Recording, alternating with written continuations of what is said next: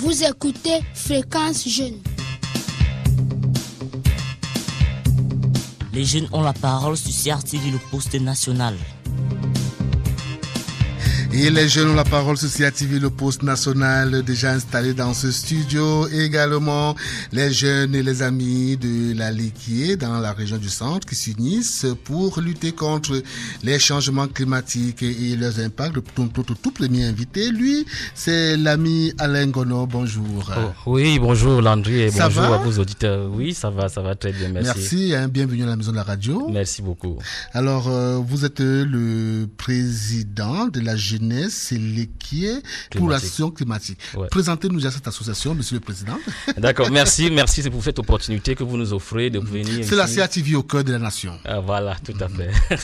Nous en profitons. Voilà. Alors, la GILAC, c'est une association des jeunes de la Léquier qui ont décidé de se mettre ensemble pour réfléchir et ensuite agir contre les urgences de notre temps, notamment la crise climatique qui impacte, comme le reste du Cameroun, comme le reste de la planète, les 9 arrondissements que compte le département de la Léquier. Alors, il nous a semblé opportun, puisque nous sommes jeunes, c'est vrai, nous sommes dynamiques, c'est vrai, mais nous avons pensé que c'est une question qui engage l'ensemble de la société et par conséquent, il faudrait penser à un dialogue intergénérationnel, que nos parents, nos grands-parents qui sont au village, nos mamans qui sont au village puissent être impliqués à la fois dans la réflexion, la recherche des solutions à ces problèmes, mais aussi dans la mise en œuvre des solutions qui seraient identifiées. Et donc, pour nous, on s'est dit, ce problème se manifeste comment ? Ça se manifeste à travers le tarissement des cours d'eau dans nos villages, à travers l'assèchement, le déboisement. De plus en plus, les mamans ont des difficultés même pour avoir du bois de chauffage, pour pouvoir cuisiner, parce que les pratiques culturelles que nous employons depuis la nuit des temps ne sont pas compatibles avec la survie de l'environnement. Et nous avons constaté que face à tous ces défis-là, qui affecte non seulement l'agriculture, mais aussi l'accès au foncier, l'utilisation des terres, mais aussi les changements de l'environnement. Il faut une action concertée, multi-acteurs, avec les chefs traditionnels, les maires, les autorités administratives, mais aussi la société civile. Alors, et vous les jeunes, Alain Gonon, comment est-ce que vous comptez davantage lutter contre ces changements climatiques et apporter votre reboisement, votre espace vert dans la Léquier? Concrètement, comment cela va se passer? Alors, je crois que au-delà du constat qui peut apparaître immédiatement, il est plus loisible d'organiser une sorte d'état des lieux.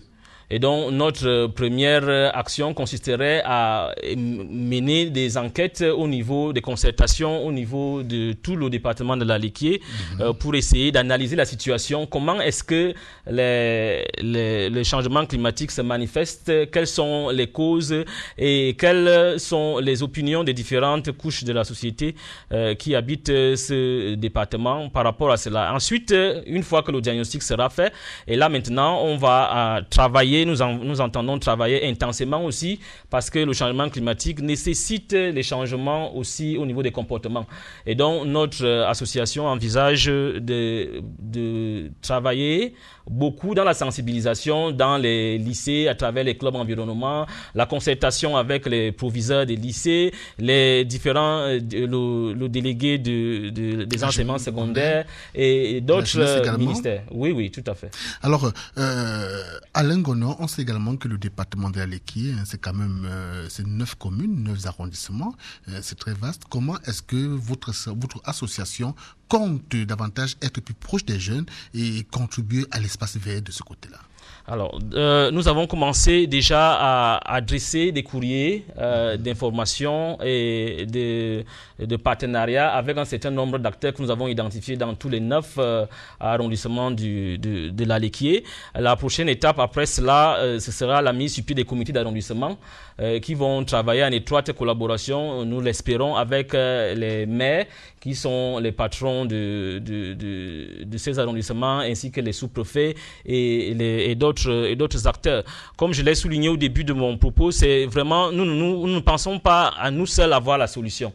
Nous voulons promouvoir le dialogue avec tous les acteurs. Nous voulons promouvoir le dialogue, surtout intergénérationnel, parce que nos ancêtres ont eu leur façon pendant des siècles à conserver cet environnement, et nous ne pensons pas que du jour au lendemain, c'est nous qui avons la solution magique. Il faut donc allier à la fois les connaissances scientifiques avec les connaissances traditionnelles. Le moment venu, il faudrait nous faire le feedback de ces rencontres avec ces ancêtres du côté de l'Aleké pour que d'autres jeunes du pays puissent participer et aussi gagner de votre expérience. Absolument. Alors, les tout prochains jours, quels sont les grands chantiers qui vous interpellent pour terminer? Les prochains jours du côté de la jeunesse de l'Aleké pour l'action climatique, les prochains jours, votre calendrier? Oui, nous avons arrêté un plan de travail assez ambitieux pour 2023, mais dans les prochains jours, nous voulons... Pour 2024? Pour 2024, je vous en prie. Nous envisageons organiser déjà un photoreportage de tous les sites les plus touchés par la crise climatique dans notre département. Souvent, quand on dit souvent une image vaut plus que 1000 mots, on se dit, des fois, les gens ne comprennent pas, la tendance avec les jeunes sur les réseaux sociaux, les gens n'ont pas le temps pour lire de longs textes. Une image à elle seule peut exprimer, peut susciter l'émotion et pousser à la curiosité de comprendre pourquoi la situation est si dégradée. Après, nous envisageons organiser aussi des concertations au niveau national avec les clubs que nous aurons installés dans les différents arrondissements, les clubs environnement, et avec cette concertation, nous espérons qu'on va pouvoir engager véritablement le travail de terrain et de réflexion. Ils sont nombreux, tous ces jeunes de l'Aleké qui nous écoutent sur l'ensemble du triangle national. Quel est le contact utile pour tous ces jeunes qui voudraient bien se joindre à vous et contribuer au reboisement de l'espace vert du côté de l'Aleké? Absolument, nous avons tout un site web www.gilac-lequier.org. Aussi, vous allez sur ce site web, vous aurez toutes les informations à la fois sur notre vision, notre plan d'activité, ainsi que les différents membres du bureau. Mais nous sommes aussi, comme nous sommes dans une émission de jeunes, nous sommes aussi sur les réseaux sociaux, sur Twitter, sur Facebook et puis sur LinkedIn, où vous pouvez trouver les informations sur GILAC. Alors, Alain Gonon, président de la jeunesse de l'Aleké pour l'action climatique, merci d'être passé cet après-midi. Et vous nous rassurez que les tout prochains jours, vous reviendrez?